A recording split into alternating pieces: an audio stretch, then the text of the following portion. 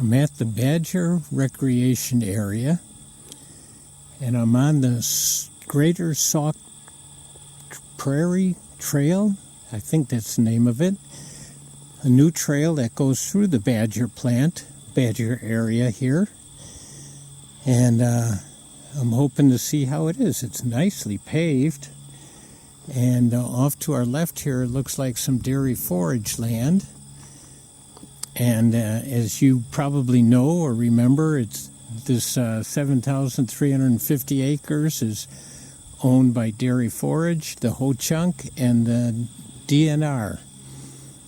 So we'll see what kind of lands this goes through. Obviously, it's some of the DNR land, looks like, and some of the Dairy Forage land.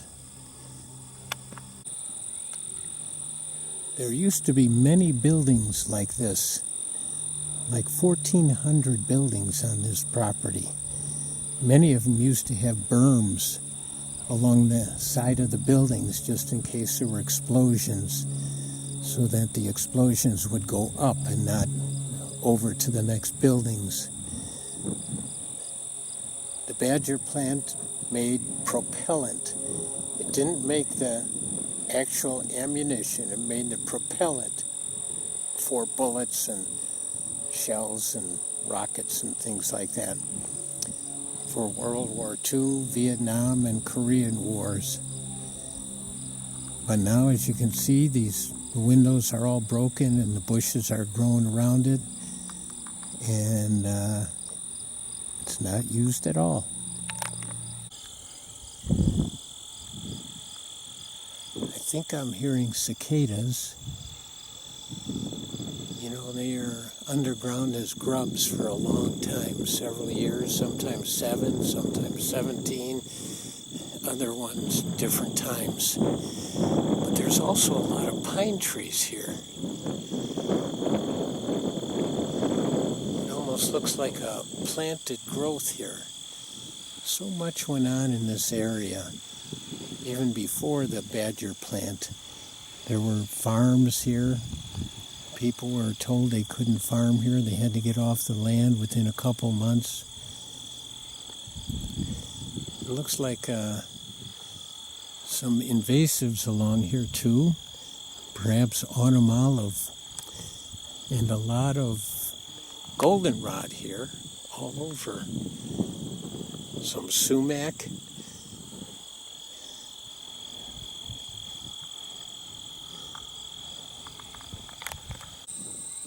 Here we have a great sign about the use and the history of the Badger plant.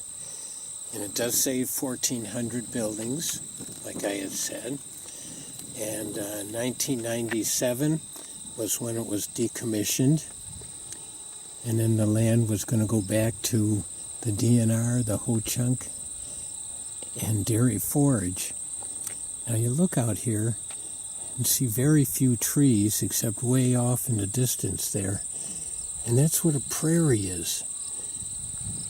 A prairie is an endangered habitat without the trees, just tall grasses and flowers.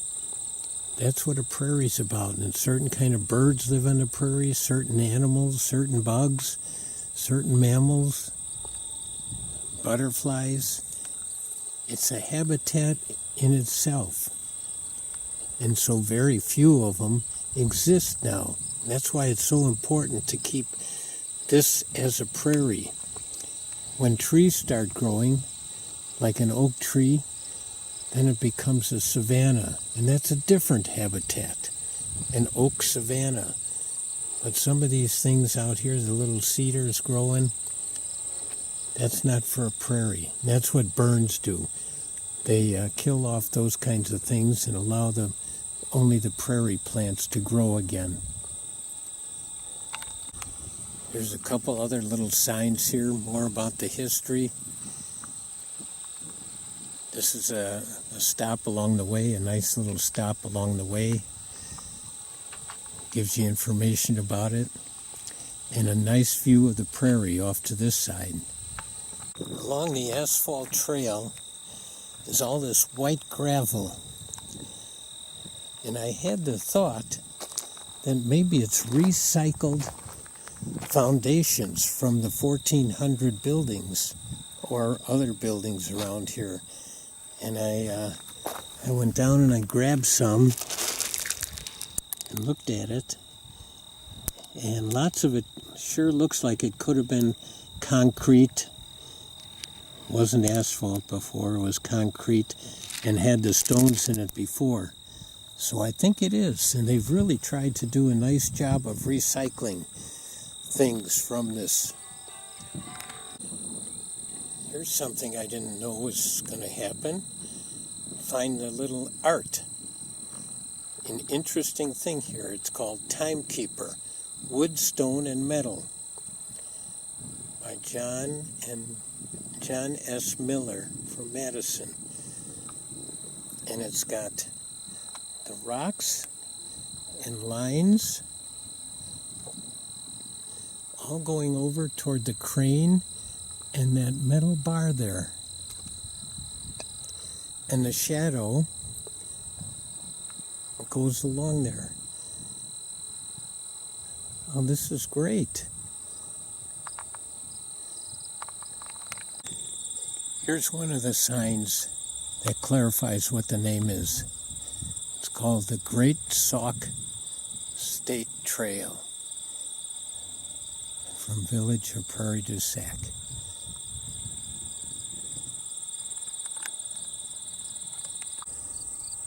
Here's another stop,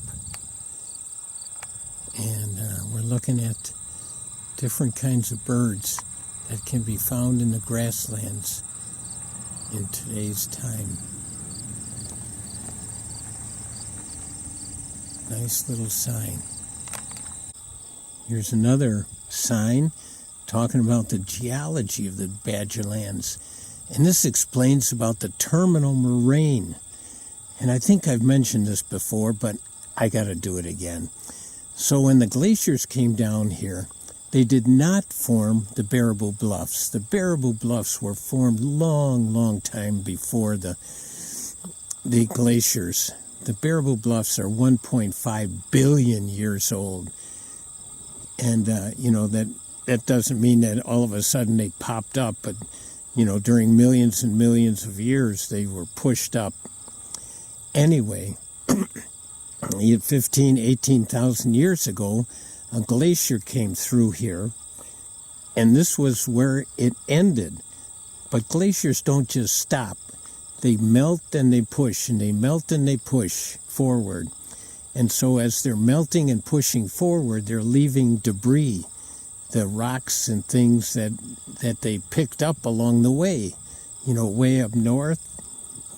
And so that's called a moraine, the mound there that it forms. And here it's the terminal moraine, the end of the glacier, where all the debris from the glacier ended up.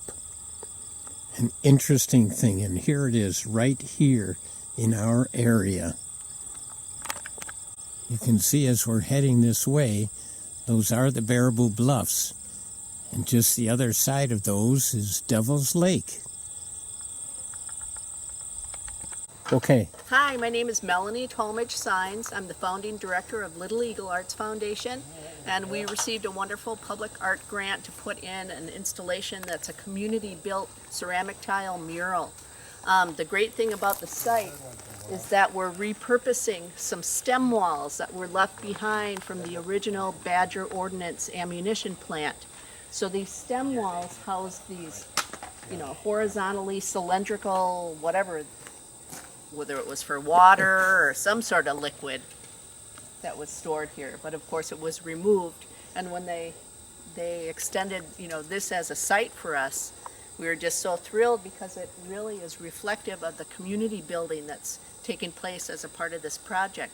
So it's the old and the new, the HoChunk land, which we call Ma Wakanchuk, sacred earth, sacred land.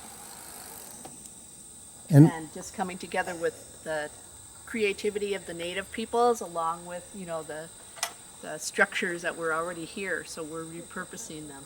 And what are the panels going to be? The panels are going to be, actually, they'll look like 3 horizontal panels, but they're set aside to represent sky, water, and earth. So it's really reflecting the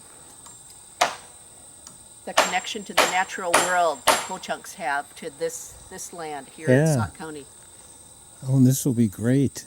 We're really excited about it, yeah. We've got great help from the county and the Great And- Sauk State Trail, and That's Matt Steve, Director of County Parks. yeah. Steve and I worked together because I'm the one who coordinated Indigenous Peoples Day last year. Oh, Uh-huh. great. So we got to work together, Yeah, and we we did did. the Oak Savanna restoration, Yep. and it was good. The land that's the HoChunk land has these signs around it. And there's going to be a big event in October. And the public will be invited to a HoChunk area in here, in the Badger. And hopefully this that we just finished, that mural there, will be done also. That was certainly a pleasant surprise to meet Melanie and her husband Felix working on that art project. Oh, just listening to Melanie makes this sign a little more real. The name of this land, Mawakaha Chunk, according to this sign, or Sacred Earth. And it talks about how this land was completely different thousands of years ago, with the woolly mammoth and saber-toothed tiger and the giant sloth and the short-faced bear. Oh, wouldn't it be something? And the 3 sisters, how they grow corn, beans, and squash. They all grow together. The corn grows tall, the beans grow around it, and the squash kind of protected, and it's all put in a mound. Oh, very interesting little sign here. Here it talks about the burns. And you got to keep this prairie. You got to control the big growth, the trees, and the big bushes. You don't want that on a prairie. They can take over though. But prescribed burns are done out here to keep the invasives and the trees at bay. Back there with Melanie and her husband Felix was also Matt Steve, who's the director of parks in Sauk County. And he did confirm that all these white stones are recycled, not asphalt, concrete, which is a great use of it. It just didn't go in a dump. It's recycled to make this trail. Windy here. These butterflies are landing on the asters.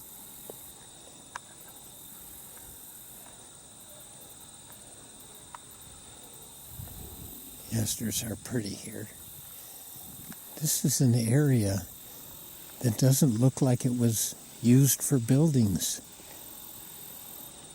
Looks pretty untouched. And over on this other side, it's a little low out there. But again, doesn't look like this was a populated or used area, not a work area.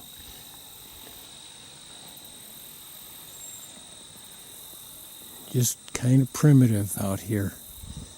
Not prairie, not totally woods. At the end, or the beginning, whichever this is, of the trail, here's a sign welcoming us to the Badgerlands. And again, a little more history about it. Oh, what would a video be without some scat? There are many clues along this trail, many different kinds of scat, but this one was probably the most unique. It's rather big, a lot of corn in it. Looks like undigested corn. And I don't know, remnants of something else in there. Doesn't look like animal remnants though. Doesn't look like bones or fur. While we're here, just mentioning butter and eggs. They're always fun to find. The flower, spotted knapweed, an invasive. And there's some white snake root with the legend of creating poisonous milk if it's eaten by a cow. And all kinds of other little plants along here. One of the things I'm seeing a lot of are these flying grasshoppers. And usually they hear me coming, or see me, or smell me, I'm not sure, and then they fly away. Maybe these have a problem. I'm not sure. Oh, there goes the one. This one's left. A lot of them around.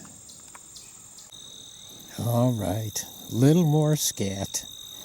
This one has hair in it, so I'm thinking this was coyote here. And up ahead here, I've been seeing a lot of that kind of scat, and I'm thinking that's raccoons. All right, as I'm coming in this direction, I can see these slime trails.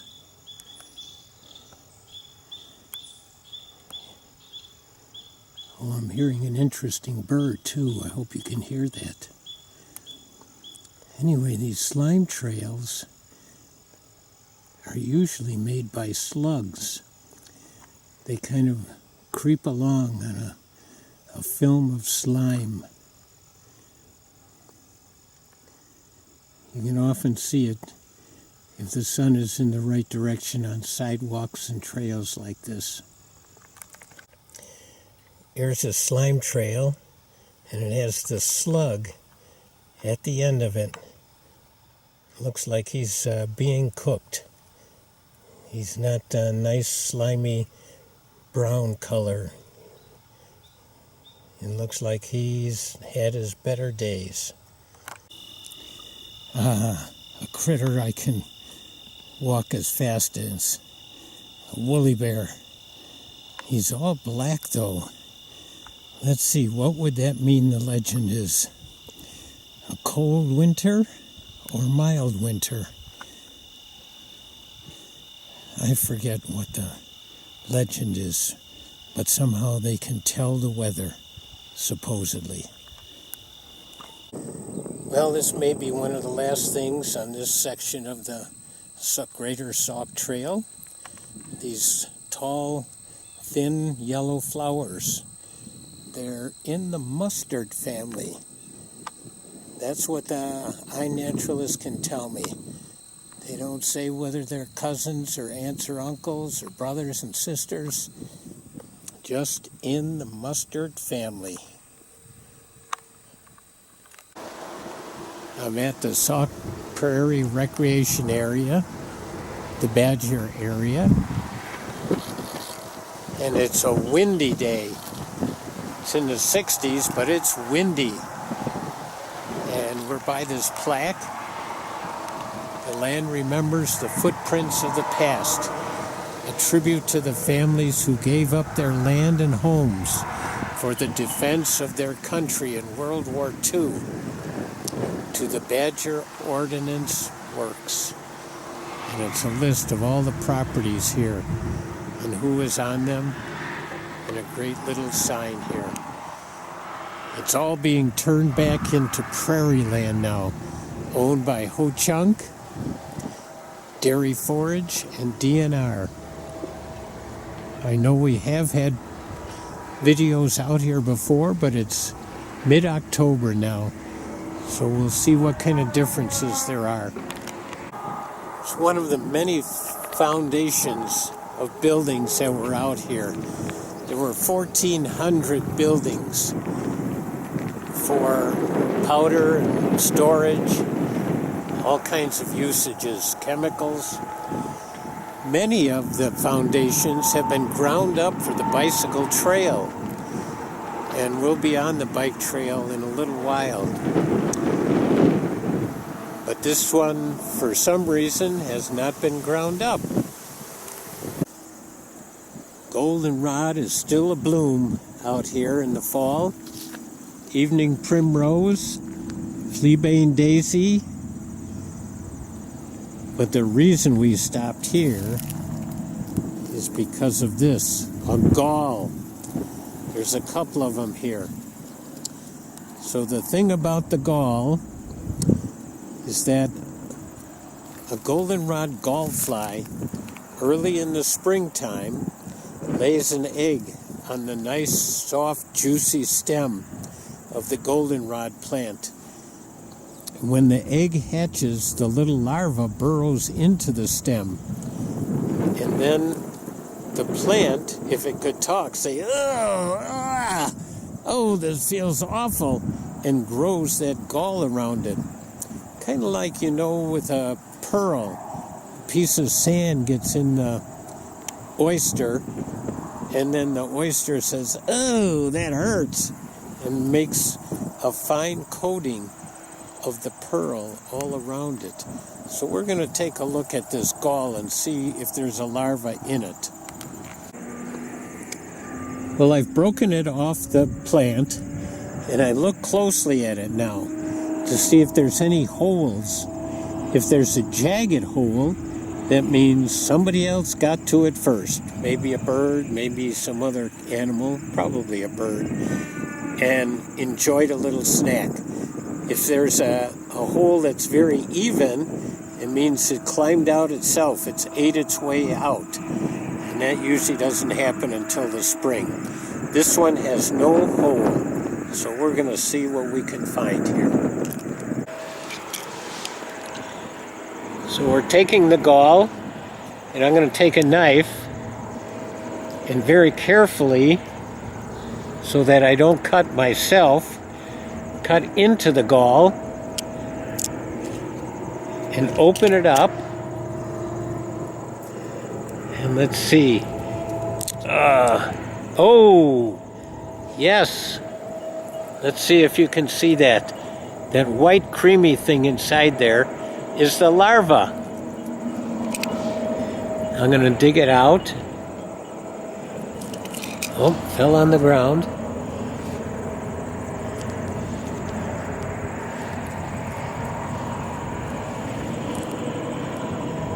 There it is. That's the larva, and it's a living larva. It's like a maggot, not a magnet, a maggot. It would live there all winter. And then in the spring, it would turn into a goldenrod gallfly. Pretty cool. During the winter time, it would eat around inside of here. And there'd be all kinds of debris. Very cool. I know that I've mentioned this before, but in this big parking lot here, there are many cracks. And look at all these plants. Flowers, big blue stem, all kinds of plants growing in the crack. Just look at this space. This is totally all impermeable surface, except for the cracks. How much water gets on this and drains off somewhere else that should go into the ground here? And maybe someday they will redo this, take up the asphalt and use it for fill somewhere or a road or something. Here we have a big grouping of bergamot. And if you take the seed, and I know we've done this before too, but I always have to grab some of this and squish it in my hands and then smell it. Oh yeah, can you smell it? Oh no, you can't. But just think of it. Try it sometime. And you can tell they've got little tubes. That's the bergamot. And it's a great prairie flower. It's interesting to see the seeds on other plants too. I think this is a coneflower. Look at these little heads. The seeds just crumble. I'm going to grab another one here. It's kind of nice and round and smooth. And then it just comes apart. And there's other little ones here too. If you're interested in talking about seeds, now is the time to come out and find them and do some collecting. Put them in your garden. See what you can grow for next year. Here's some more seeds. And they're crumbling out. They're ready to be harvested. Looks like some goldenrod stuff here. Going to seed. Some mullein. Oh, this video is about seeds. Cool. And here's the source of the fluffy ones that fly away. The milkweed. Oh yeah, look at those. They just fly away. Chicory's a nice one too. And let's see if there's seeds around here. See them alongside the road. There's still a couple flowers here. It's a cloudy day and it's windy. It's still very windy and the sun's not out. So the colors are not real bright today. But it's just a great view here with the big plain and then the bluffs.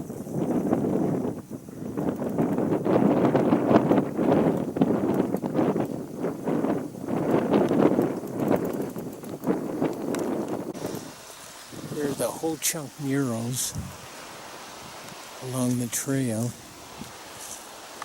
at the badger plant. The sky.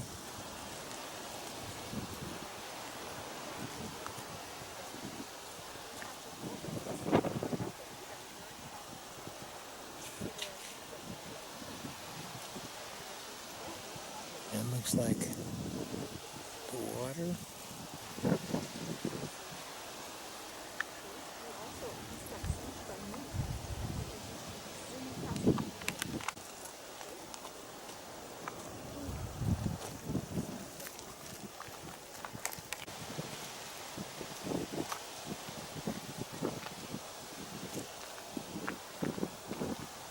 Land.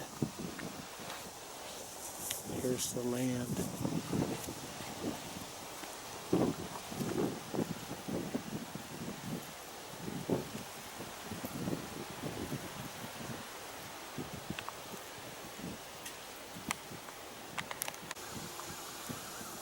Oh, I never expected this today. It's a cloudy day. Look at this. He's a beauty. I'm pretty sure it's a water snake.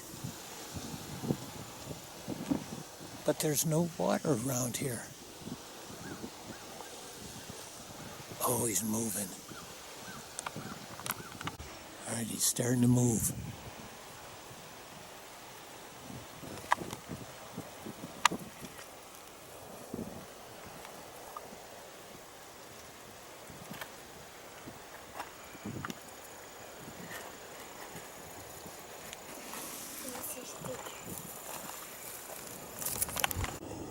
Here's a great clue. There must have been a big party here. Looks like walnuts right alongside the trail. They must have all been eaten, breaking them open and eating them.